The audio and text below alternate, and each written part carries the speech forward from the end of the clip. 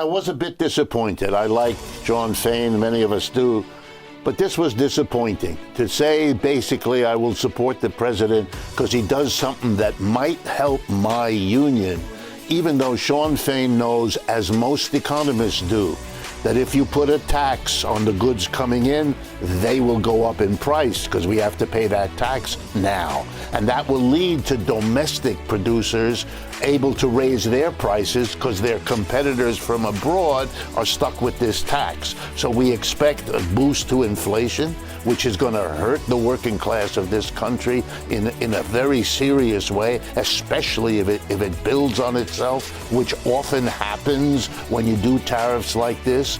And I want to remind everyone, including John Fane, that the auto workers also represent workers in places that need export markets, that produce in America and sell abroad. When those countries retaliate, as they likely will, we will lose export markets, and that will mean fewer jobs. And no one, let me stress, no one now knows whether the jobs lost from this trade war will be greater or smaller than any jobs that are gained. It is a big risk being taken by Mr. Trump, and if it doesn't go well, it'll be very bad for the American economy. It will produce the recession folks are worried about, because if the prices go up, people buy less, and that loses jobs. When you look at all of this, this is an incredibly risky effort to blame the world, punish the world, and then cross his fingers, which is what he's doing, hoping it comes out all right. Let me start with the tax issue. The biggest single thing that Trump did in his first presidency was the tax cut of December 2017. And when that tax cut was written into law, it had a sunset. It expires this year, 2025. If that expiration is allowed to happen, corporations and the rich, who were the big beneficiaries back then, will face a big tax cut. He doesn't want to do that because that's his base, that's his donor support. He doesn't want to have those taxes go back up. Well, then what is he going to have to do? If he keeps on spending and he doesn't let those taxes go back up, he's going to have to borrow trillions, as we have been doing. He doesn't want to be the president who keeps borrowing trillions, in part because the rest of the world is a major creditor of the United States, and they're not going to continue to do it the way they have. So he's in a jam. He has to do something. So his hope is to savage the expenditures in this country. Look what he's doing. Mr. Musk stands there with a chainsaw to give us the clear implication, I'm going to solve the problem on the backs of the working class. I'm firing them all. I don't care what the rest of the working class suffers. I'm going to fire all these people without notice, without plan. Calling this efficient is a silly joke. An efficient process takes time, takes experts. You're not doing that. You're just wholesale firing. Calling that efficiency is an attempt to fool people that shouldn't make any difference. Mr. Trump is now in a jam. He can't get out of this without in some way solving the problem that has been built up. And there is no way other than the one he's doing, because it's the last gasp of how to take away from the mass of the people the ability to borrow. I mean, let's be honest. If you put a tariff, you make everything coming in from abroad more expensive. That means people will buy less of it. They'll shrink their standard of living. If American companies take advantage of the tariff, which they always do by raising their prices, that will also hurt the working class. You are immiserating your workers in order to try to solve the problem you haven't solved before. But here's the irony that may in the end come back to haunt us. Europe has been unable to unify under the umbrella of American alliances. The enmity of the United States is bringing Europe together better than the alliance was able to do. And as you pointed out, very important, China, Japan, and South Korea, with long histories of animosity and tension, are getting together to cope with this. Wow, we are unifying the whole world. If you want the big picture, in my judgment, after World War II, George Kennan taught us about containment. We're going to contain the Soviet Union. The irony, which the philosopher Hegel would enjoy, we are becoming contained. We are isolating ourselves. The votes in the UN are the United States alone, or the United States and Israel and 2 or 3 other countries. The isolation politically, the isolation now economically.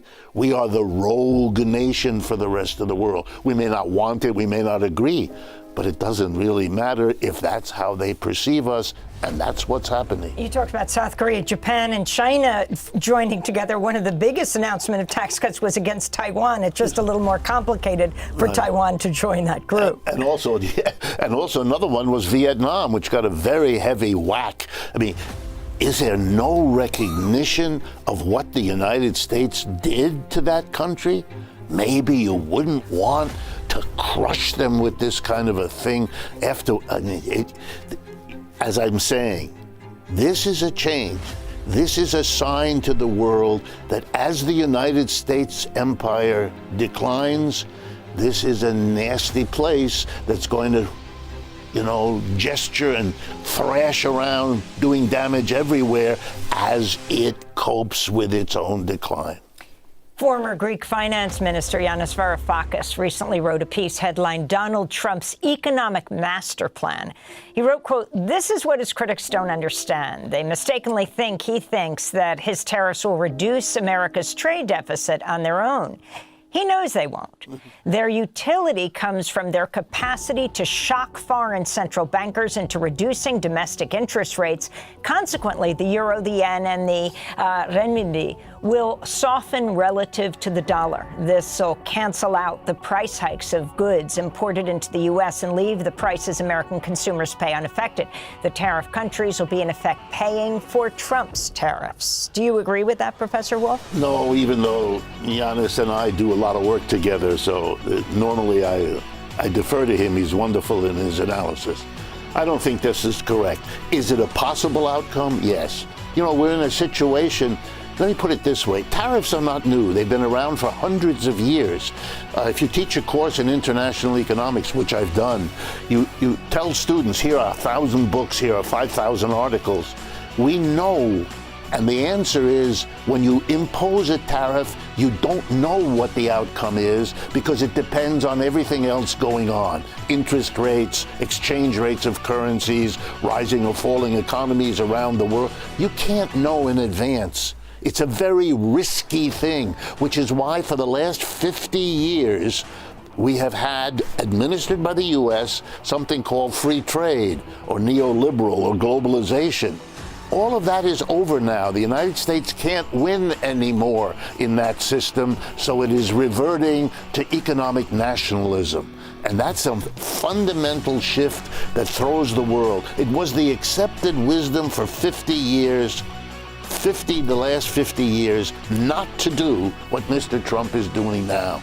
If you want, you can think that everybody who thought that way for 50 years was wrong, and Mr. Trump, the genius, is correct.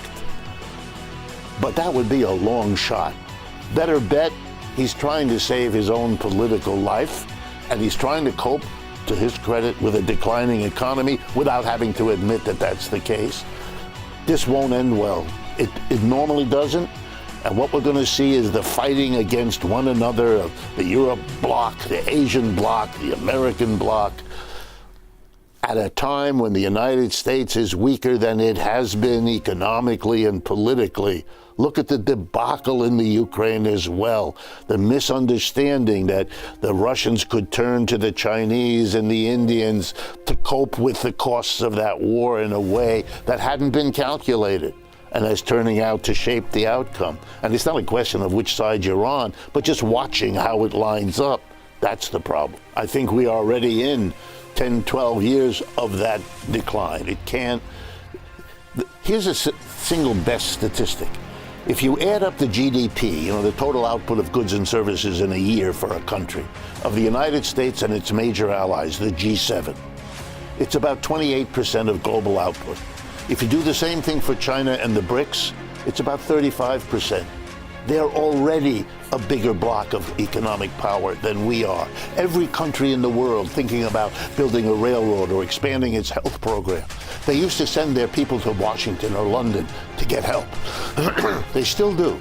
But when they're done, they send the same team to Beijing, New Delhi, Sao Paulo, and they often get a better deal. The world is changing, and the United States could cope.